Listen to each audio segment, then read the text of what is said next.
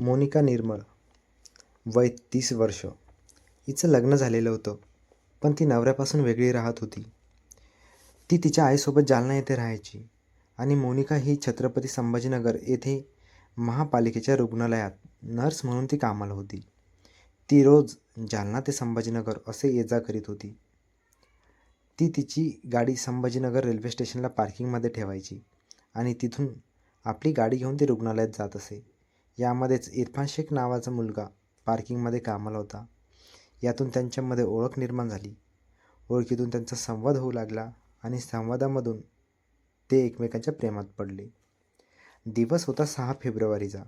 ती नेहमीप्रमाणे जालना येथून संभाजीनगरला आली, पण त्या दिवशी ड्युटी संपल्यानंतर ती घरी पोहोचली नाही. त्यामुळे तिच्या आईला काळजी होऊ लागली. तिच्या आईने बराच वेळ वाट बघूनसुद्धा मोनिका घरी परतली नाही. तेव्हा तिच्या आईने जालना पोलीस स्टेशनला आपली मुलगी कामावरून अजून आली नाही आणि तिचा मोबाईलसुद्धा बंद येतोय अशी तक्रार केली. 2 दिवस होऊनही मोनिकेचा पत्ता लागला नाही. अशातच मोनिकेच्या मोबाईलवरून तिच्या नातेवाईकांना एक मेसेज आला. मी सुखरूप आहे. मी लग्न केले असून मी तुम्हाला 1 वर्षानंतर भेटायला येईल, असा तो मेसेज होता. नातेवाईकांनी तिला कॉल केले असता तिचा क्रमांक बंद यायचा.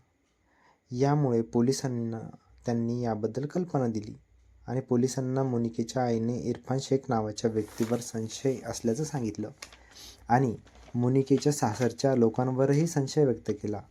इरफान शेख हा मोनिकेचा मित्र. पोलिसांनी त्याला ताब्यात घेतले आणि तपासाची चक्रे फिरवली असता तेव्हा त्याने मोनिकेच्या हत्येची कबुली दिली. शिवाय ज्या ठिकाणी तिचा मृतदेह पुरला याची माहितीसुद्धा पोलिसांना दिली. पोलिसांनी घटनास्थळी जाऊन पाहणी केली असता आरोपीच्या शेतातल्या एका पडक्या घरात मोनिकेचा मृतदेह विवस्त्र करून पुरलेल्या अवस्थेत दिसला. आरोपीने कोणत्या कारणामुळे ही हत्या केली याचं कारण अजून अस्पष्ट आहे.